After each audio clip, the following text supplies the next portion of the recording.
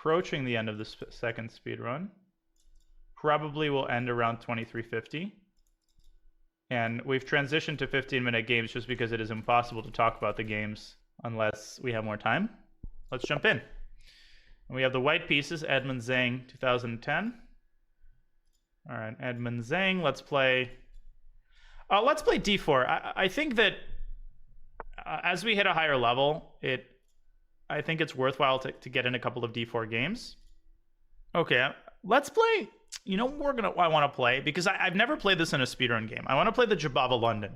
Knight c3 and bishop f4. Because I played... Oh, never mind. I guess we're not playing the Jobava London because black played e6. If we really want to insist on the Jobava London, we can play bishop f4 in this position. The problem is that black can respond with bishop b4. Okay, we're gonna insist on it. Because, of course, like... we can play e4, but I assume that our opponent is a French player. That's why he played e6. If you're a French player, like that's a huge advantage because you can just avoid the need to study the Jobava or the Verisov variation because you can just play e6 if you want. Yeah, so we're hoping that black goes d5 and transposes into the Jobava. The reason bishop f4 is not considered the best is because black can play the move bishop f8 to b4. Okay, so d5. All right. Now, in this position, there is basically a fork in the road. The kind of traditional way to play the Jobava London is to put the knight on b5, knight b5 in this position. Knight b5 is not played in order to try to win the pawn on c. Like, obviously, black has ways to defend it. After the game, I will talk at length about why knight b5 is played. But the move that I myself have played a lot more, and with a lot more success, is the immediate e3. Bishop d6. Now, we don't really need to respond to this tension, right? We certainly don't want to take on d6. A lot of you guys probably are inclined to play bishop g3. But in my experience, allowing bishop takes f4 is not that bad for white. Why? Because after we recapture with a pawn, those pawns on d4 and f4 resemble a Morozzi bind. They clamp down on some key central squares. It's honestly not bad at all. So we can just continue developing as if nothing is the matter. We can go either bishop d3 or we can go knight f3. Either move is fine. I like going knight f3 here. So a lot of people at like 1800 level especially, they just sort of automatically play bishop g3 in these types of positions. But if you're a London player, you should know that allowing bishop f4 e4 is rarely that bad for white. Okay, bishop d3 continuing to develop.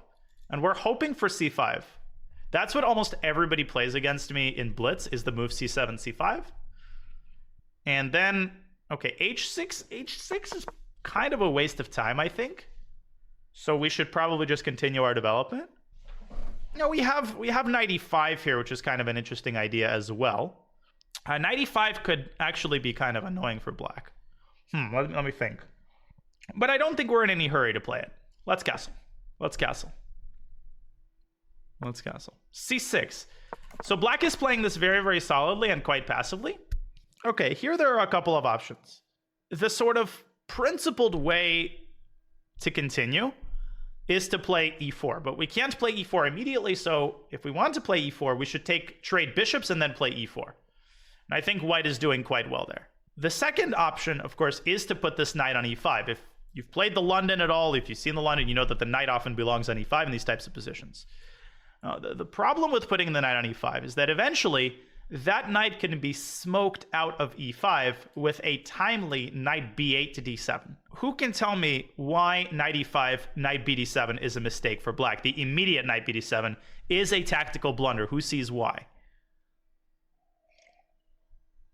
Knight takes c6 or knight takes f7, exactly. So after knight e5, the annoying move that black has is queen d8 to c7. The purpose of that move is to protect the bishop and prepare knight b8 to d7. And if we have to trade knights after that happens, then knight e5 essentially would have failed. So after knight e5, queen c7, we have to see if we have some sort of way that we can support the knight on e5 one more time. And I actually think that we do have a way to do that. So we're going to play knight e5, and I'm fully expecting queen c7 here. Now, if you're a d4 player, there is sort of an idea that occurs in many different openings In many openings, you put a knight on e5, particularly in d4 openings. And that idea is known as the Pillsbury Knight, named after Harry Pillsbury, who was sort of the first to demonstrate the potency of this setup.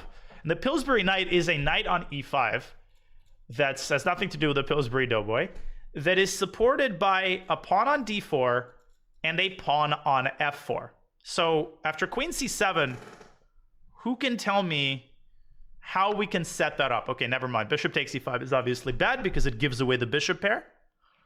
But the way to do it after queen c7 would have been to drop the bishop back to g3 and then support the knight with f4. Anyways, moving on, bishop takes e5 is played.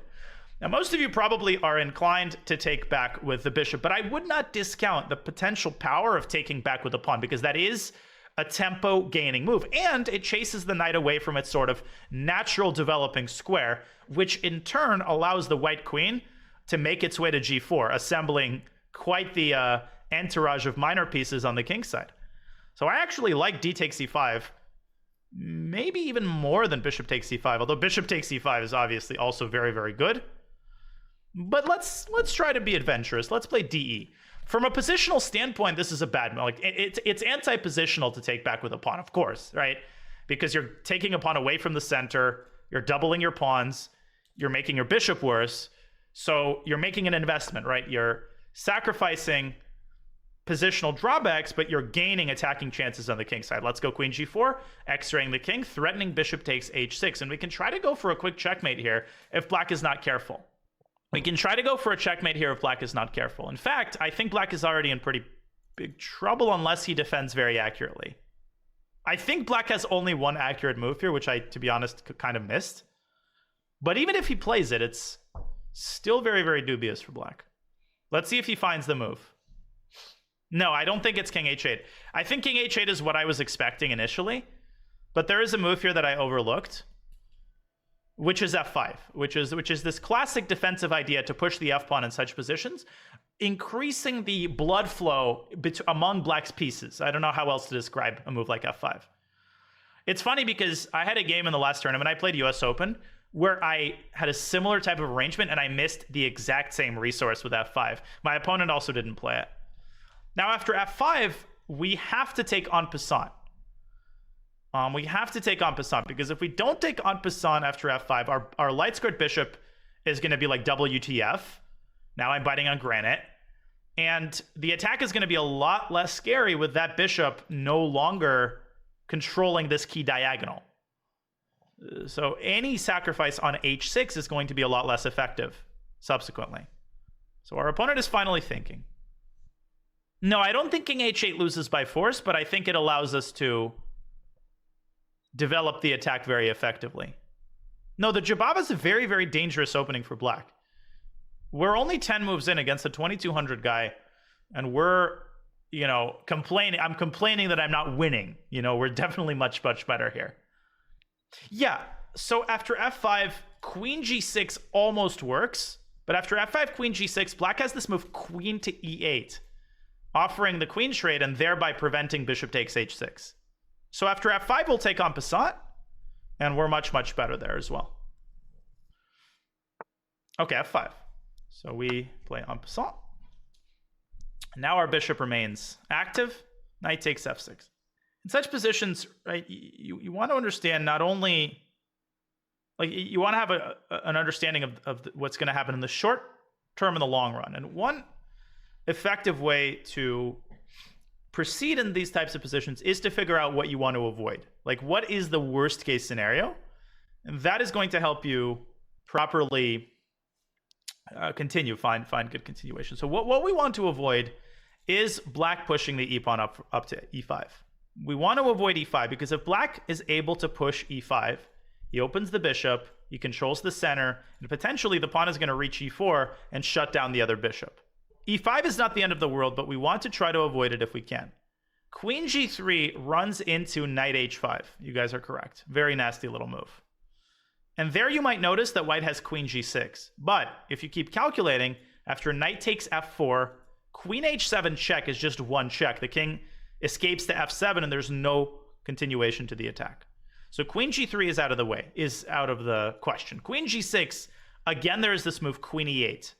So after queen g6, queen e8, we could just make a neutral move, such as bishop d6, offering a trade of queens and getting an advantage in the endgame. So that's one option.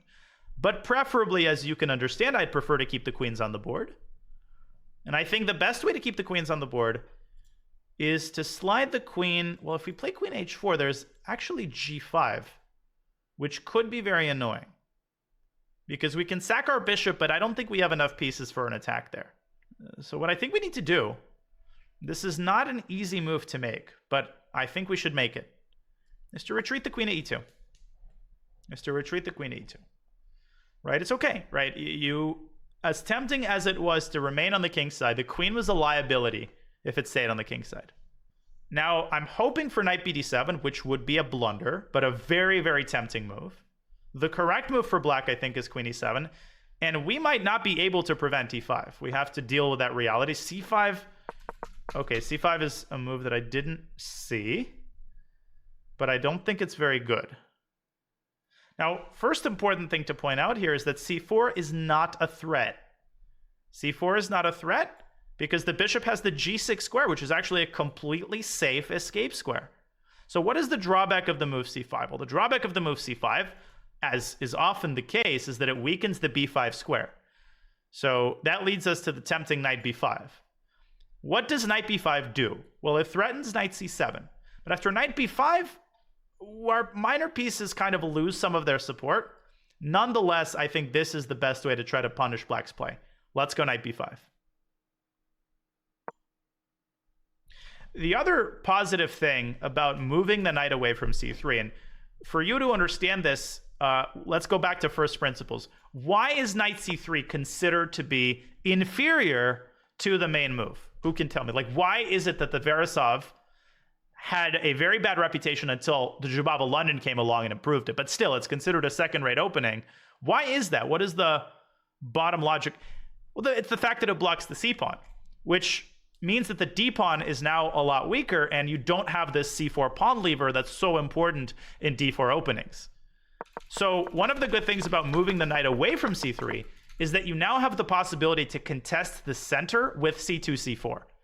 And that can really breathe a lot more life into the position. If you can play c4 and really challenge black's center pawns, that makes all the magic happen. Knight c6, okay. So what should we do now? Who can tell me? I think I see a good move here. I think we can win material. Most of you are probably tempted with the move knight c7. But knight c7 runs into e5. Now you might look at that and say, well, I don't get it. Knight c7, e5, I just take the rook. But don't stop calculating. After knight c7, e5, knight takes a8, black takes the bishop on f4, and then knight on a8 is stranded. Black's going to trap it very, very easily and get two pieces for a rook. So you might say, okay, well, let's go knight d6. But that knight on d6 isn't actually doing anything. It's an illusion. Not to mention that it runs into the very same e5 trick. So should we go bishop c7? Well, that's just a one-move threat. The queen has plenty of escape squares. But there's another move, which is bishop d6, and a lot of you guys named it. It attacks the rook, it forks the rook and the pawn. But more important than that, it causes the rook a lot of trouble. The rook is almost trapped.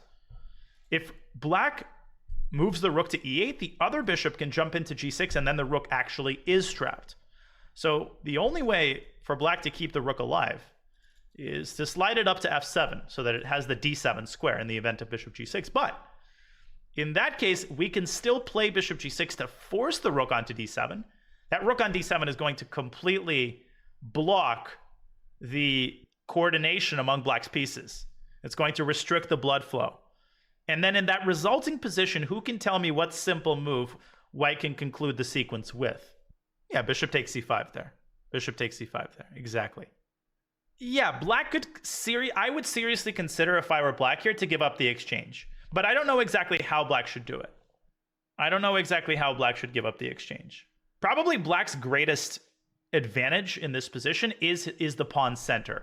So one move that I would consider for black, and this is a very advanced move, this is not a move that most people like under 2300 would really consider. That's the move e5, c4 by our opponent. Okay, now we need to, oh, that is a very good move, isn't it? Okay, actually this changes quite a bit. What I missed is that after bishop g6, black has the move knight e7. Black has the move knight e7. Wow. That came out of nowhere. So that leads us to... So we have several options here. We can play bishop takes c4, dc, bishop takes f8, queen takes f8, and queen takes c4. We have a rook and 2 pawns for 2 minor pieces. Probably a slight advantage for white. Also, black's minor pieces are really, really poorly placed. We shouldn't take the rook, because then we only get 1 pawn for the 2 pieces. The other option is to play bishop g6, knight e7, take that knight, and then play a move such as e3, e4, in order to try to break down black's pawn center. I think both options lead to an advantage for white. But my intuition, it's actually very hard to say which option is better. Very hard to say which option is better. Yeah, probably bishop takes c4. Probably bishop c4 is better, because this gives us a solid material advantage. And it also opens up the d file, which we can use as an entry point into black's position. Okay, bishop f8. And I completely missed c4. This is an excellent move by black. This came out of nowhere. Now, as you can see at this level, like, people regularly find stuff that I miss. Of course, I'm explaining all of my moves and stuff, so I'm more likely to blunder, but nonetheless, big props to Edmund Zhang. Okay, and queen takes c4. So now the game has entered a secondary stage. Black has a knight and a bishop for the rook, and we each have another pair of knights. Okay, so now let's play naturally and let's play efficiently, bringing the rook into the game with rook ad1. Bringing the rook into the game with rook ad1. This move also potentially sets up knight b5 into d6, which could be a very, very nasty square. I mean, it pressures b7, pressures the bishop. So we need to try to exploit to squeeze as much juice as possible from our superior piece activity before black consolidates. And when I say that phrase, consolidates, right? What does it mean to consolidate? It basically means to bring the rest of his pieces out and become a little bit more active. So bishop d7, rook d8, maybe chasing the knight away from b5. So that gives us like 2 or 3 tempi, which we need to try to use while black is still putting his clothes on in the morning. Where should the knight go? Well, we should probably go to d6. The funny thing is, after knight d6, black has this very annoying move, knight d5. Knight d6, knight d5 cuts off the rook from the knight and forces us to make a decision about our knight. Now, in that situation, we could trade on c8, but I don't think that's necessarily great to trade our knight for black's bishop. On the other hand, 2 knights might be the worst of the minor piece tandems. 2 knights are not always that effective. So let's go knight d6, and after knight d5, we'll make a decision. I have another idea. So I have a move that you guys are gonna not like at first. Your reaction to this move is gonna be one of this looks very dangerous to play. But I actually think this is an ingenious idea. Not e4. I thought about e4, but e4, queen takes d6. E takes d5, e takes d5, rook takes d5, and in that position, black has the tactical move, bishop e6. I'll play the move queen c5. Maybe this is a blunder, I don't know. Why does this move not occur to somebody naturally? Because you're pinning your own knight, right? You're creating a pin. But first of all, remember that pins go both ways. A pin is a discovered attack in disguise. But the second thing is that the knight on d6 is actually not vulnerable at all. It cannot be attacked. And the idea of queen c5 is to push the pawn up to c4, eliminating, shooing away black's strongest piece. If we can get rid of the d5 knight, if we can control the d5 square, we reopen the d file, and that definitely benefits us. The other important thing about this is that black still can't really develop the bishop because of knight takes b7 simultaneously defending the queen, nor can black play b6. That drops the knight on c6. So it's just kind of hard for black to make a move here. Yeah, e4 is also possible. c4 or e4 kind of do the same thing, but I like to keep the pawn on e3 because it controls d4 and f4, and those squares can be important later on down the line. Yeah, we're squeezing black. And this is going to be a long process. We're not going to win this in the next 5 moves. It's going to take us a while to accumulate our pieces. Maybe we can double on the d file later on. So as our opponent is thinking, I'm already putting together a list of possible improving moves after we play c4. Okay, and our opponent does it for us. So what is the purpose of knight c7? I can sense that our opponent is cooking something up. Maybe he wants to play knight e8, but that's not a dangerous move. So we don't need to play c4 anymore, right? That's fact number one. The point of c4 was to chase the knight away from d5. Our opponent has moved the knight away anyway. We don't need to waste our time on c4. Instead, we should focus on something more substantive that improves our position in a more tangible way. We have several moves that accomplish that task. The classic idea is to double the rooks on the d file. It's the only open file. Makes sense to double. Makes sense to double. Knight takes b7 doesn't work, folks. Bishop takes b7. Come on, calculate. The other thing we can do is... Actually, wait, let me think about this for a second. Yeah, I think doubling rooks here makes the most sense. No, but Sean Pinto, at the end of that line, there's knight e to d5. I'll show this after the game. No, that line doesn't work. Yeah, rook. Why not rook d3? Because the rook on d3, I think, is a little bit more vulnerable to the potential knight attacks. Like knight b4, knight e5. Again, I'm not talking immediately, but later. Chess at this level is often an interplay between short-term considerations and long-term considerations. And a move could be good in the short run, but bad in the long run. You always have to make that intuitive judgment call. So people can sometimes struggle with this. Knight b5. Okay, so that challenges the knight on d6, but it doesn't actually impact what we do, I think. And there is a trap. There is a vicious trap that I'm cooking up here. I saw this trap when I played rook d2. So here's what I think might happen. I feel like our opponent might be enticed by the possibility of taking this knight and then developing the bishop to d7. Now, the bishop cannot be captured because the queen on c5 is pinned, but that would be a blunder due to what move? Who can tell me? This is after knight takes d6. If black plays bishop d7 immediately, then that hangs the b7 pawn. There's a classic idea. Remember I said that pins go both ways? This is a great example of that. Knight takes d6, rook takes d6, bishop d7, rook takes c6. And let's see if our opponent falls for it. I think this is going to work like a charm. Although somebody of his caliber should see it. He should not fall for this. Especially because he's taking his time. Yeah, he should definitely see it. I mean, there's no way at 2100 should make this mistake. But what makes this harder to see is the fact that bishop d7 is like a tactical move, right? It puts the bishop on pre, so you're investing your mental energy in making sure that the bishop cannot be captured. That's a very common type of blunder. A move that has a tactical justification. I don't know if I'm explaining this clearly. And maybe you can relate to this. You make a move that is like quote unquote cool or tricky. So there's a line you calculate within that move that justifies the move. But you've already expended the energy to make sure that that move works. And you forget to check for other annoying, other possibilities. Queen c7, okay. What we need to figure out here is how black is going to untangle. If we can keep black buried, we're going to win this game. So I see at least two possible approaches. My guess is that black wants to play the move e5 and open up the bishop. So that calls to mind the move f2, f4 to discourage e5. But I actually think that we have a more aggressive plan, and that plan takes its inspiration from the fact that the queen on c7 is now, the knight on c6 is now pinned.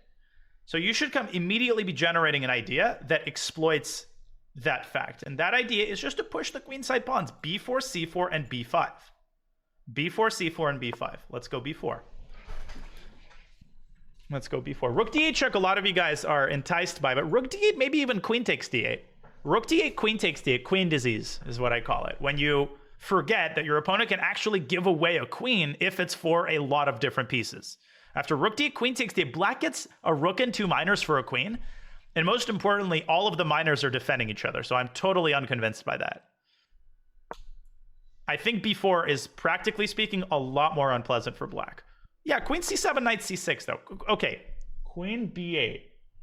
Now I think we might already start looking for wins.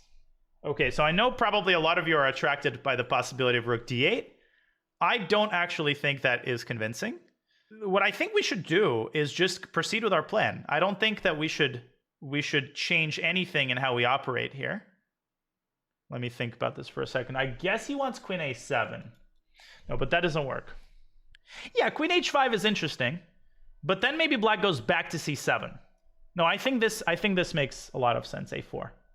Why b4 instead of c4? Yeah, there was a reason. If we start with c4, black can actually play a5. Okay, so here I think we have a tactic. Here we have a tactic that liquidates the game into an endgame where we're 2 pawns up. Who can spot this tactic? Now, the first thing most of you should see is, of course, the possibility of giving a check on d8. What we need to do is we need to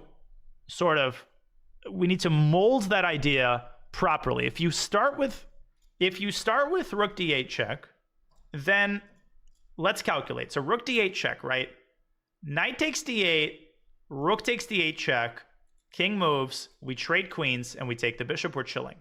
The problem is that after rook d8 check, black can ignore the rook and play king h7. And after queen takes a7, knight takes a7, somehow black is still holding on. Well, instead, we have a very ingenious move. We can play rook takes c6. We can play rook takes c6, eliminate the knight. Then we can take on a7 to distract the rook. And then we can go in and take on c8. Easy enough, right? Straightforward tactics. Okay, we can... I think it's more clinical to start with rook d8 check because king f7 is now impossible. Or maybe it is possible, but it's not to be recommended. Yeah, as I said, of course we could take on a7 first. King f7 actually might be black's best move nonetheless. Black's best move nonetheless, although we're completely winning there in many different ways.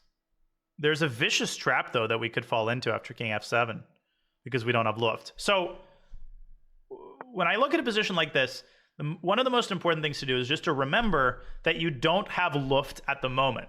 You don't have to do anything about that, but you should be very careful about a move like rook d7. And there was a vicious trap after king f7 that black could have set. Rook b7, I saw this move. Now we need to be very careful to conserve as many pawns as possible. What should we do here? Well, what we shouldn't do is play rook takes c6, because then black takes on b4, and there's actually a double attack. There's a mate threat, and the a4 pawn hangs. We should just play the move c3, defending the pawn. I'm guessing black will play a5. This is what I calculated. a5 is going to happen on the board. And then we take on c6. Black takes twice on b4. We make Luft. And very importantly, the pawn on e6 is hanging. Without that fact, black would actually recover all but one of the pawns and have good drawing chances. But in reality, this is a completely losing endgame. So we can play g3, we can play h3. No, not g4, that blunders the pawn. Come on, careful. Careful. That blunders the pawn. Let's go g3. Probably h3 was better, but again, it shouldn't matter. This is completely winning. And now, okay, this is over. Just push a5. What makes this even worse for black is the fact that the e5 pawn is also a sitting duck, so it really doesn't even matter what we do. This is just so winning. Yeah, there's a million ways that we can win this. We can put the rook in front of the pawn with the rook a6. That's easy. If we want, we can exchange the a pawn for the e pawn, but I want to play this as clinically as possible. So what we're going to do, let me think about what I want to do here. I'm trying to determine what the simplest plan of action is. Okay, I think I figured it out, folks.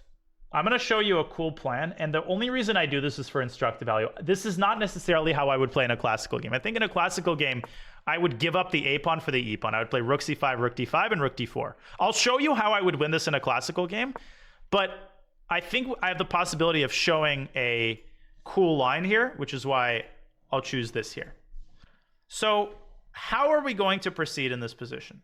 Well, first and foremost, let's make sure that we don't give black's pawns any unnecessary activity, any unnecessary anything.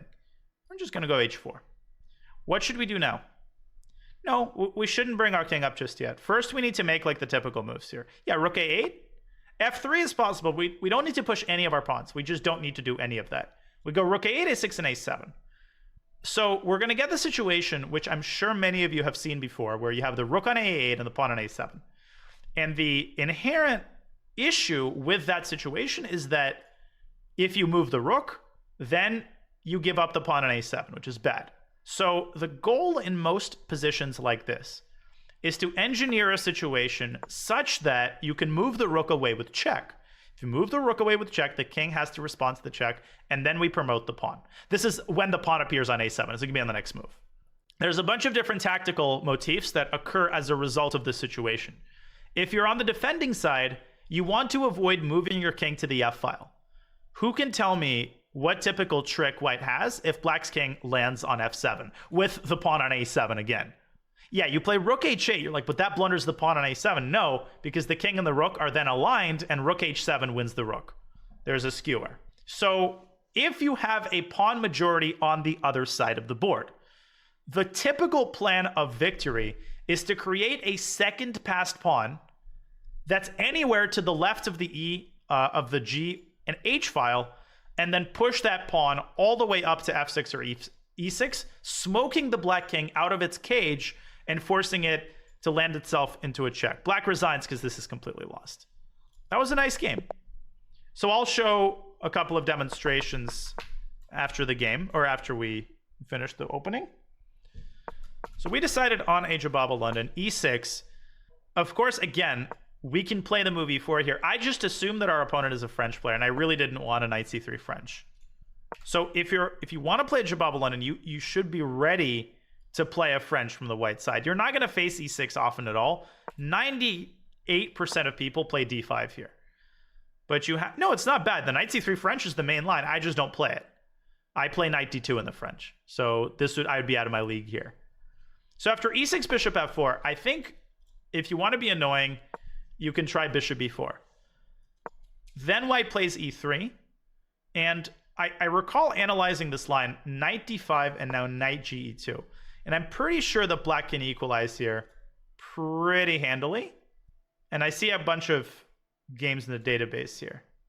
So knight takes f4, knight takes f4. You get a weird kind of position here where I think black is doing quite well. Black has the two bishops and the possibility of taking on c3. So something to analyze here. So anyways, black plays d5. All is good that ends well. This transposes back to the main line, e3. Now, the traditional move here is knight b5. And the point of knight b5 is to induce the move knight a6. And the reason you want to induce knight a6 is that knight on a6 is going to have a very hard time re-entering society. Now you play e3, and if black plays c6, a lot of people kind of struggle with this idea, like, why are you moving the knight from b5 and then back to c3? The whole point is that the knight on a6 is now very poorly placed, and it can't rejoin the game easily. You can move it back to c7, but this is still not a very good square for the knight. This is passive. And now we get the bishop out to d3, and sometimes you push e4 quickly. Now you might say, well, wait a minute. Black doesn't have to play knight a6. Black can play bishop d6. But obviously, that gives away the bishop pair. And here, white is solidly better. Here, white is solidly better. You have the bishop pair.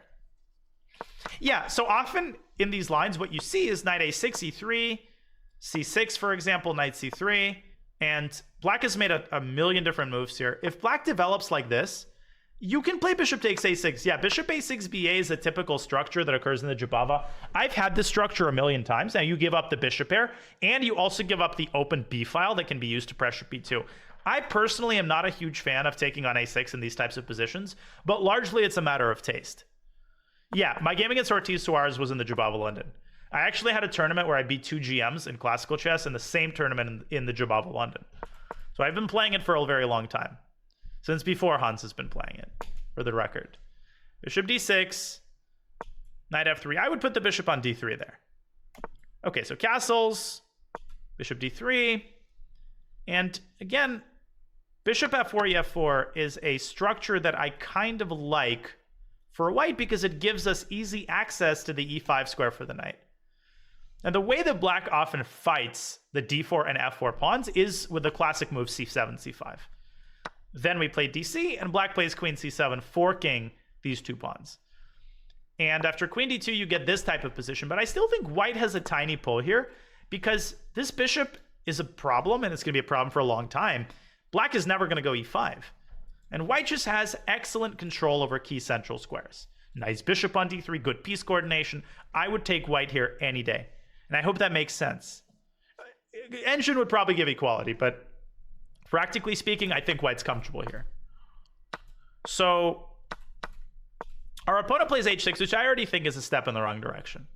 most people who have this position against me play c5. And if you watched my blitz games, you know that I like to take on c5, then I like to castle, and I have had this position probably 50 times or so, not an exaggeration. Here I think white is doing very well. Maybe you remember some of my blitz games in this line. I've done some analysis here. d4, there's this move e5, and I think a lot of this has to do with black's bishop being bad. I think that's a big reason why white is more comfortable here. And a lot of people here just sort of automatically trade everything on e4, and here white is solidly better. Nice bishops, control of the d file.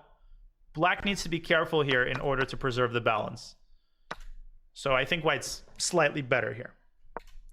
Anyways, you know, we can talk about this for hours, but let's skip the opening, or let's proceed to the middle game. h6, castles and c6. Very, very passive. Very passive. This just lets us do everything we want to do. Sean Pinto suggests g4. Yeah, g4 is very interesting. Not really, I wanted to play more positionally in this game, so I didn't even really consider, but g4 here is absolutely something I would consider in, like, let's say a blitz game. No, g4 is very interesting. Trying to use this pawn as a hook and push this pawn to g5, you know, before black can finish putting his clothes on in the morning. No, h6 is a very bad move. It creates a hook. It has no redeeming qualities to it. It's not like I'm threatening to go knight g5 here, right? Yeah, g4 I think is actually a completely legitimate idea, even in a classical game. Now, I would be worried. What would I be worried with? I don't know. I think this is very good, maybe even the best move. No, but if they take, then you open the g file. If they take, you open the g file. That's the whole point of the move. Black should probably take the bishop here, because if you move the knight away, then you allow bishop takes h6. So you should take the bishop, ef4. Again, you get this clamp on the e5 square. And this type of position, give me white any day of the week. Queen f3, queen g3, just look at this. This is a potential disaster for black. And if Sean Pinto, phenomenal suggestion. Yeah, but h5 is never a problem because you can always just play h3, you know? It's like, that's always the rule in such positions. Same with f5. f5, you just play h3. So g4 would have been very interesting. We can check that with the engine after the game, but I decided to castle. c6 and knight e5. Bishop takes e5, which is honestly makes things even worse. To reiterate what I was talking about during the game, if knight bd7, for that matter, if bishop d7, then we play knight takes f7, attacking the queen, and we win a pawn, and we get the bishop pair. So in order to prepare knight bd7, black should play queen c7. And now I was planning the move bishop g3. And after knight bd7, you establish the Pillsbury knight on e5. You have these pawns on d4 and f4, and they support the knight. And Pillsbury won like a thousand games with this type of knight on e5. He would basically play the same opening over and over again. He would get this knight on e5, and he would just roll people off the board. He would completely roll people off the board. Pillsbury was one of the top 5 players in the world in the late 1800s. Unfortunately, died very young, but you know, he died in his 20s. But he contributed a great deal, you know, to chess, and he was definitely ahead of his time. Yeah, he played a bunch of games in like the late 1800s that just like people didn't know what to do with, you know, that knight on e5. Okay, so let me give you a very simple example. So this is Pillsbury against a guy named James Hannah Moore. Not a famous player by any stretch, but you know, probably a decent, solid master. Lasker did face him. Pillsbury did beat Lasker with these types of lines. So d4, d5. Now Pillsbury literally would play the stonewall. f4. He was after Morphy. I think Morphy died in like 1840. Anyways, Pillsbury lived a little bit after Morphy. Pillsbury was cool, and just look at this. Knight on e5. Bing. The game is over. Watch what he does. Develops. I got it on eBay. Rook f3. It's called the 5th American Chess Congress. Basically, the book is an overview of this tournament. Strongest tournament ever held in America to date. He gives a summary of the opening dinner. And what's interesting is that the cake at the end of that dinner had a chess puzzle that was emblazoned on it, and he gives the puzzle. And it was funny that all the chess players at the dinner were like nerding out over the puzzle and started competing over who could solve it first. It took me maybe a minute to solve it. It's a super interesting puzzle. All right, let's look at the puzzle. But let's finish this game first. So just to show you, to complete this incredibly long-winded excursion, Pillsbury just goes rook h3, c takes d4, white to play and win. Who can spot the simple but totally devastating sequence? And then I'll show the puzzle. Yeah, bishop h7, queen h5. And then he just destroys him. Bang, bang, bang, bang. Pillsbury just totally murders him. Knight h8 check. Just takes all of his pieces. And Pillsbury won probably like 40 games like this. Just like this. He puts the knight on e5, supports it with the pawn on f4, lifts his rook up to h3, and demolishes the guy. Pillsbury knight, big, big idea in d4 openings. Okay, now you want to see the puzzle. Let me find it. White to play and checkmate in 2 moves. Okay, I have to resolve it. I don't remember the solution, actually. So I'm solving it myself. Okay, I got it. I got it. Oh, it's beautiful. Dude, it's actually really nice. No, I don't think it's queen b7. Maybe we found an alternate. No, queen b7? Queen b7. Knight e4. Queen b7, knight e4. There's no mate. If queen b7, then knight e4, and there's no mate. No, it's rook d7. Yeah, rook d7. And whichever move black plays, it's mate. If bishop f7, then rook d8 is mate. If king f7, e8 equals queen is mate. If knight d7, knight d6 is mate. And if king d7, then queen c6 is mate. If knight e4, rook d8. Oh my god, and if knight f8, holy smokes, ef equals knight. Ef equals queen is not mate. You have to make a knight. Holy smokes, beautiful. Wow, who was this dude? Composed this in the 1800s? No, queen a8 is not mate because the f7 knight hangs. Amazing puzzle. Okay, I can see why he was so obsessed with this puzzle. Okay, so we were here, knight e5, and we clarified that after queen c7, my idea was to go bishop g3, f4, and basically play this a la Pillsbury, bishop h4, and rook f3, rook g3, etc. But instead, our opponent immediately takes on e5. And in retrospect, I probably should have taken with the bishop. I think I should have taken with the bishop. Maybe pawn takes was a little bit overzealous. Because honestly, I was aiming for this position, and of course I missed f5. Now, if black had played king h8 here, this was my idea, queen h3. This sets up the devastating threat of bishop takes h6. Now, I think these people would understand, like, computers. You can tell that they're, like, pretty modern. Like, it would be an illusion to say that people from, like, the 1880s wouldn't understand. Like, you would be able to explain to them, like, there is a thing that tells you what the best move is in any position. They'd probably be mesmerized by that for hours. They just want to, like, test it. Like, the concept of a machine was already very well known. It would not be too much of a reach. What are these beads you keep talking about? Yeah, exactly. In any case, so f5, e takes f6, queen, knight takes f6.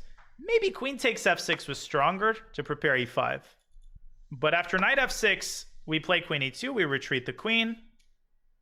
Again, queen g3, there was knight h5. Queen h3 walks into e5. So really, e2 is the only possible square for the queen. c5. Now we exploit the drawback of this move. We put the knight on b5. We invade with our bishop. And here I missed the c4 move. I thought that black has to move the rook, and then we basically win a pawn here with bishop takes c5. After c4, I think we made a very good decision to play bishop takes c4. We basically win a rook and 2 pawns for 2 minor pieces. And this is a very, very difficult position for black, mostly because this bishop is in such bad shape, and because the d-file is ours for the taking. So the next moment that I wanted to point out, after rook a1, a6, knight t6, knight t5, I think this is actually a super important moment. I think queen c5 is the game-winning move. I think queen c5 is the game-winning move. Because if we don't have queen c5, then we have to move the knight. And if, for example, we trade, black has fully consolidated. All of black's pieces are now in the game. It's anybody's game. Now, a lot of you were suggesting e4, but here, after queen takes d6, e takes d5, e takes d5, rook takes d5, looks like white might be winning, but black simply has bishop e6. Takes, and maybe white. I would prefer white here, but it's far from clear. Carvalma asks, why not bishop g6 instead of sacrificing? Why not bishop g6? Let's rewind. Why not bishop g6 here? Because of knight c6 to e7. And my pieces are kind of stuck in mud here. You have to be very careful because black is ready to play a6. And that's going to set out a chain reaction where you're going to have to give up the dark squared bishop to avoid losing a piece. So anyways, back we go to queen c5. And if you have to retreat the knight, then that gives black a chance to develop the bishop, and the elephant that was sitting on black is gone. So queen c5, very important move. How did I find this move? Like, what is the underlying logic of this move? Well, there's two things. The first is that I realized the knight on d6 is the key to the kingdom. You want to keep this knight on d6 at all costs because it is totally destroying black's coordination, preventing bishop d7. Once I told myself I need to keep the knight on d5, queen c5 is literally the only way to defend the knight. So this speaks to the fact that, like, very often if you can make that one insight, like, oh, I need to keep the piece on this square, or like, I need to do X at all costs, it helps you figure out the move because there's just no other options.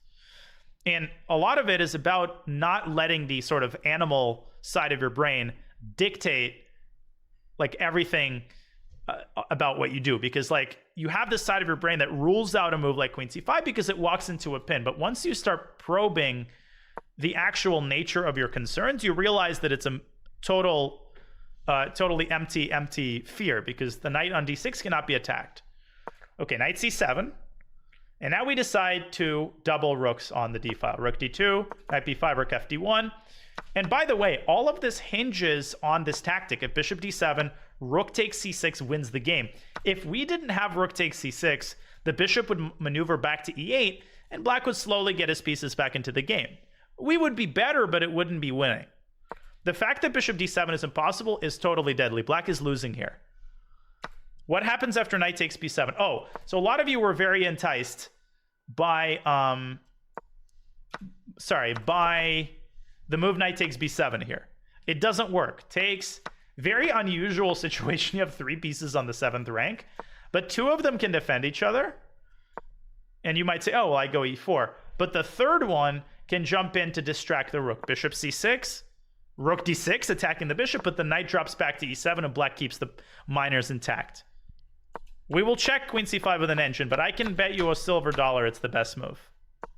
Yeah, this is a nice line. But also, like, you shouldn't go for something like this because simply keeping the tension is just good on its own, right?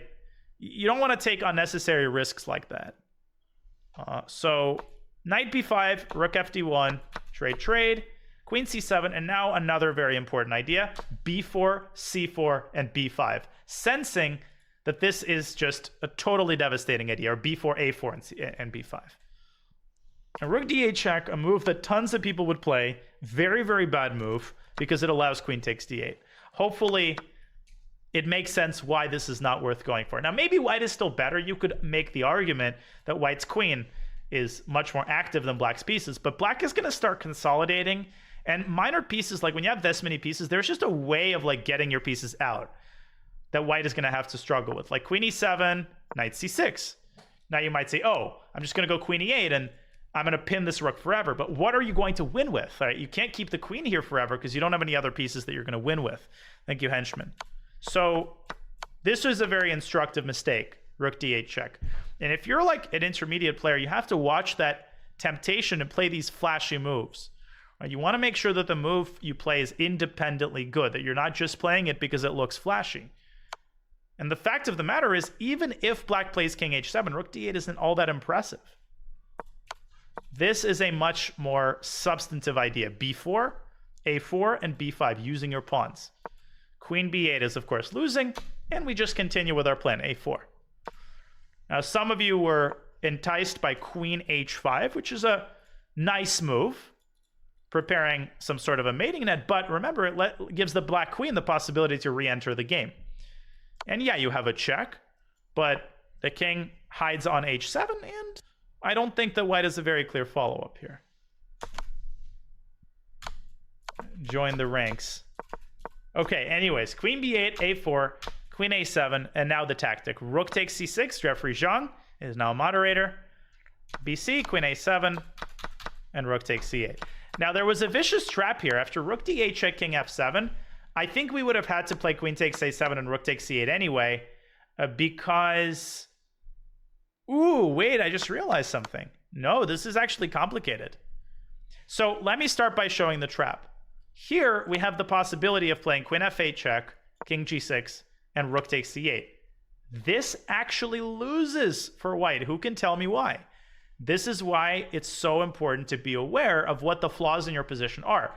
If you're aware that there's a problem with the back rank, then black's move becomes very easy to find. Because you know this rook is vulnerable. You know that if a queen appears on d1, it's mate. So black has queen d7, and the game is over. White loses the rook because of the mate threat.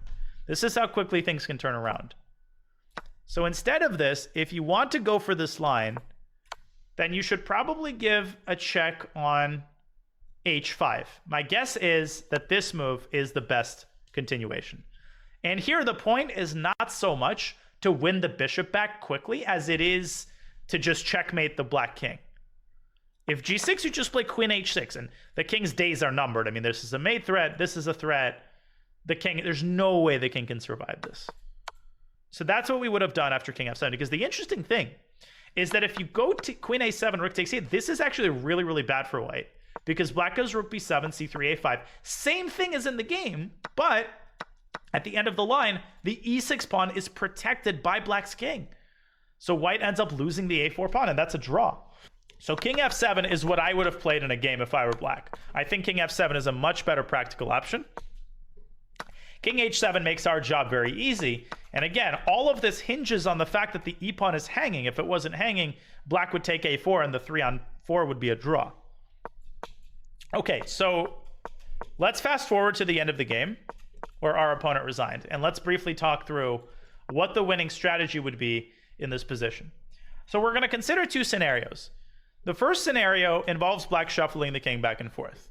So here, the easiest winning approach is to play e4, and then just to create a passer with a move f4. This is like totally standard, right? Totally standard. ef, gf, and you just push the pawn. And either black's rook will have to move away from the a file, or the king will have to try to stop the pawn, and now you have the classic technique rook h8, rook a7, rook h7. Now, more resilient, of course, is for black to try the move e4. Now, if you want to be super, super flashy, if you want to be like sexy, can anybody spot sort of a tactical, I don't know how to call this, tactical move? It's a move that shows that you fully understand how to win such positions. Not f4, because f4, I don't have to take on passant. You should play f3. f3. And if black takes on f3, you close your eyes and push. The f-pawn is restrained, and that's it. The game is over. But black has a trickier defensive option. Black can try to start checking your rook a1 check. And you might look at this and say, well, okay, I can just zigzag my way out of the checks, but not so fast. If you start doing that, you run the risk of allowing black's pawn to promote. So who can tell me, where should white's king actually hide in this situation? And without this escape square, f3 would be a terrible move. Without this hiding square, the move f3 would be atrocious. h3, yeah, the king runs to h3. Bang, bang, bang. ef, e4. Wait, no, I'm wrong. This is losing. This is a draw. Oh my god, you shouldn't play f3. There's a beautiful defensive resource. Black to play and draw. Black to play and draw. Rook a1. Black has rook a1. There's a mate threat on h1. Holy smokes. There's a mate threat on h1, and if you play king h2, black pushes f2. And you have no choice but to move the rook away and give up a7, and this is a draw. So, believe it or not, f3 actually is a draw. So in this situation, we would have to do things a little bit more slowly. There's a very simple workaround. You go king g2, black has to stay put, and now you play the move g4, opening up a little bit more real estate on the king side. And what that does is it gives your king more space, and once your king has more space, now you can play f3. Now you can play f3, create the passer, and then push e4. So f3 would be completely unnecessary. I once screwed up a game precisely in this exact way. So to conclude this analysis, I'm going to show you guys 2 games. One of which I won with a very similar plan to this one of which I screwed up. So this position, you can see the similarities. There's a pawn majority on the king side, and there's a passed b pawn. How do you win this? Well, we start by playing rook b8. We push the pawn to b7. Then we use the passed pawns on the king side to create a passer. But the passer has to be on the f file. Very common mistake for people is to create the wrong kind of passed pawn. If you create a passed g pawn or an h pawn, it's still a draw. For example, so I played a g4, h4, g5, h5, f4, f5, and here you have to be careful. If you play g6, fg, fg, it's a draw because black is not obliged to take the pawn. Black can shuffle the rook. So instead, I played f6. If king g6, then rook g8 is winning. And after king h7, g6. If king takes, then rook g8. If f takes, you create a passed f pawn and promote it to f7. So very, very simple, but you can see the theme in the works here. So now the game that and this game has such a painful memory attached to it, because like I played the sexiest opening in this game. What's funny about this is this was the US Chess League. So to give you a little history, you guys have probably heard of the Pro Chess League, right? The Pro Chess League. The precedent of the Pro Chess League was the US Chess League. And the US Chess League was basically the US championship among cities. You would play online, and I started as early as 2006. You would play online, and everybody would meet in the same location. All of the city teams would meet. You would have to meet in the same location to play your matches, which built a lot of team camaraderie, and it was really, really fun. I played for San Francisco, of course, so we would meet in the Mechanics Institute, and we would all play. And I would always play next to Sam Shanklin in the, antediluvian library computers from like the 90s. So I played the sexiest opening in this game. We're playing Arizona, who was kind of a rival of ours. And I was expected to win. I have the white pieces against the higher rated guy. So I set this opening trap, 94, knight g5, and queen f3. And I just destroy the guy in the opening. And Sam Shanklin, at this point, looks over at my board and he's like, I'm going to take lessons from you. Because it was such a cool opening. So eventually we go on and on and on. I win a million pawns. I'm up 2 pawns in the endgame. 2 pawns like this. The game is over, right? It's the same exact endgame we just looked at. So we reach this position. I start thinking like, okay, how am I going to win this in the easiest possible way? Well, all of a sudden I got a little bit worried. And the reason I got a little bit worried, my initial inclination was to play g4. But the problem with the move g4 is that black takes it and goes g5. And all of a sudden, you can't create a passed f-pawn. You can't create a passed f-pawn. Well, Valentinian, king f3, where are you going with the king? So I thought, okay, I'm going to go king f1. And I came up with an idea. I'm going to go f4. King e2, rook b3. And now here's the idea that I came up with. f5 check, king h7. And again, all of a sudden, I started getting really concerned. My initial idea was to play g4. And g4, of course, is completely and utterly winning. That is what I should have played. But what worried me about the move g4 was this crazy idea. h4, g5, g6. And if white plays f6, there's the king is stalemate and there's a renegade rook situation. This is a ridiculous idea. So, of course, there are ways to circumvent this, and the easiest way to win would be to reach this position and basically get the king to g5 and eliminate the pawn on h4. How do you do that? You can't go up to e3, but what you can do is go to the left. I mean, black is in Zugzwang. You cannot keep the rook on the third rank because you have to keep the rook on the b file. Then you go king e3, rook b4, king f3. Just make a waiting move every time black cuts you off, forcing the rook away again. And that's it. The game is over. You go to g5, There's no stalemate. Black still has the g-pawn. You take on h4, and the rest is very easy.